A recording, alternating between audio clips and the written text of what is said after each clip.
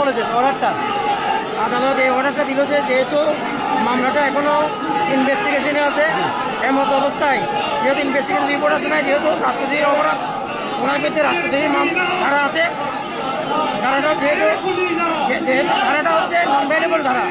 এমন অবস্থায় যেহেতু কোনো রিপোর্ট আসে নাই, মামলা ইনভেস্টিগেশন আছে, মামলার জামিন শুনানি অন্তে রিজেক্ট করেছেন আদালত। ধন্যবাদ।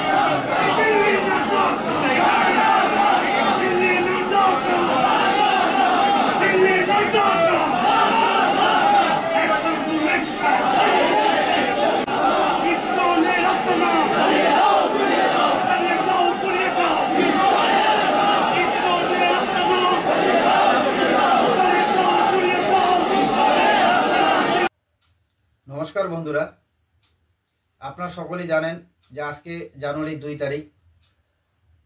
আগের থেকেই সকলেই জানেন যে আজকেই চিন্ময় কৃষ্ণ মহাপ্রভুর কোর্টে শুনানি ছিল এবং ইনি হচ্ছেন চিন্ময় কৃষ্ণরই একজন উকিল।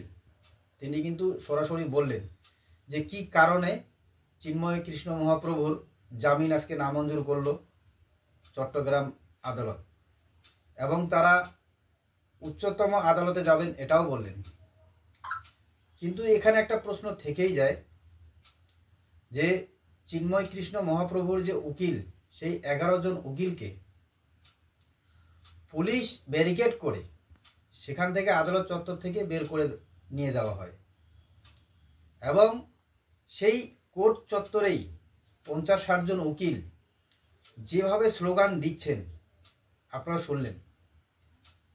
যে কোর্ট চত্বরে কি এরকম করে উকিল এরকম করে স্লোগান দিতে পারেন না? এটা বাংলাদেশ বলেই এখানে হচ্ছে, কি বলবেন? তো এ নিয়ে বিরোধী দলনেতা শুভেন্দু অধিকারী তিনি কিন্তু আগেই বলে দিয়েছিলেন যে বিশেষ করে তারা জানেন যে চিন্ময় মহাপ্রভুকে কোর্ট থেকে ছাড়া হবে না, বা এই যে ইউনিসের সরকার তিনি কিন্তু এভাবেই বলছেন।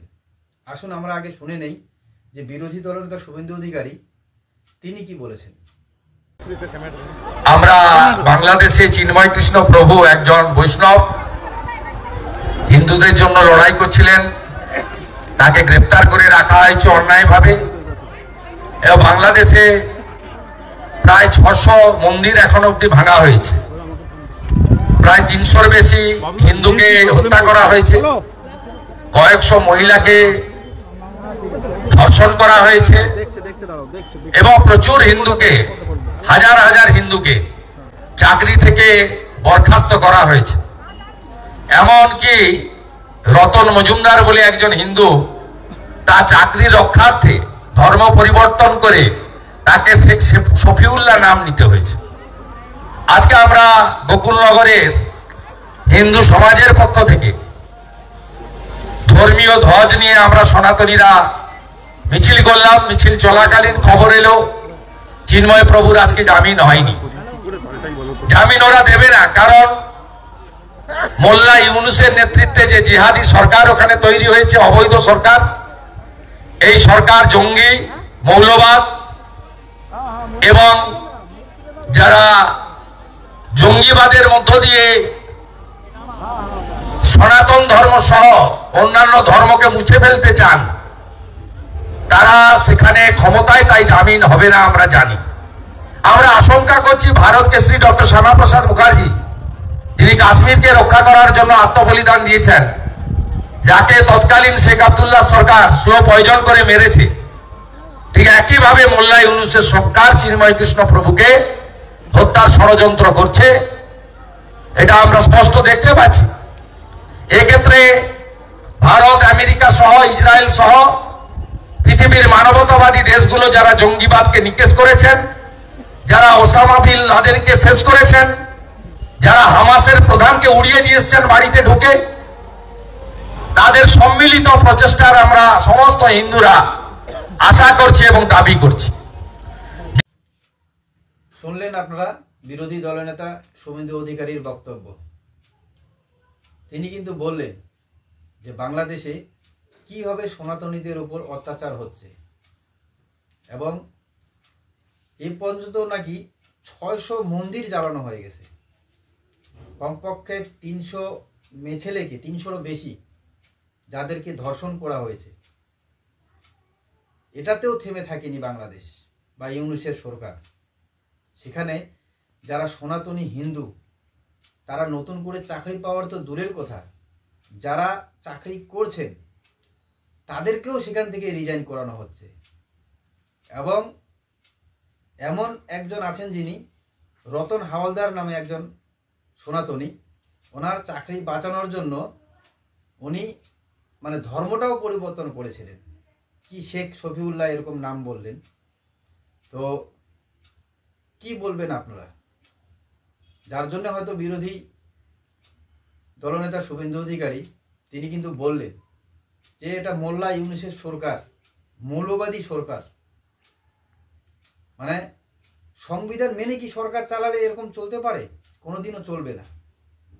কারণ একটা দেশে যদি সংবিধান ঠিক করে চলে বা সংবিধান মেনে যদি দেশ চালানো হয় তাহলে এরকম কোনো কঠোরপন্থী দেখা যাবে না।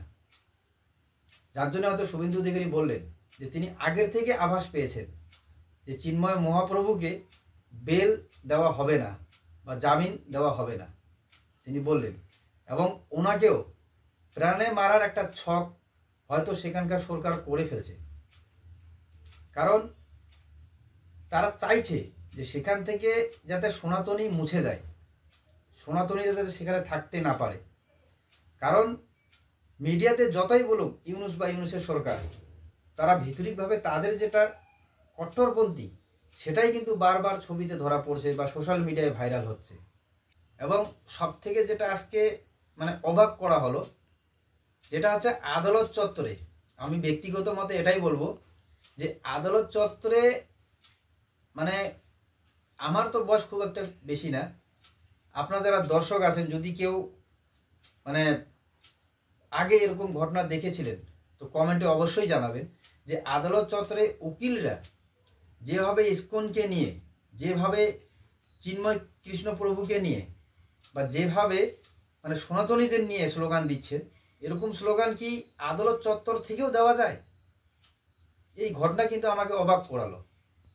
তো কাজেই আপনারা আপনাদেরও ব্যক্তিগত মত কমেন্টে অবশ্যই জানাবেন।